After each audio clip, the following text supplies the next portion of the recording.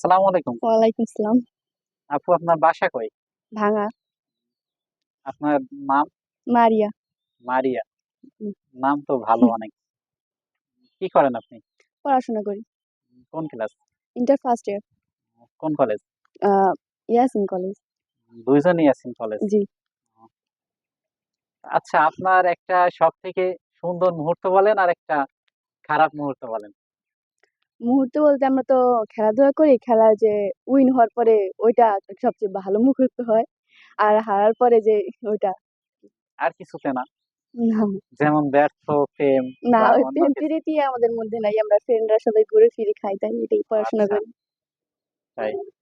জি। তা আপনাদের ভাঙ্গা কিসের জন্য বিখ্যাত বলেন তো? আমাদের ভাঙা এই যে ফ্লাইওভার গোল চত্বরের জন্য আর অনিল দাসের মিষ্টি আছে এটার জন্য বেশি পপুলারিটি। আচ্ছা, আর অনিল তারেক দাসের মিষ্টি কোথায়? এই যে উপজেলা সাইডে সেখানে। ও আচ্ছা, তাই।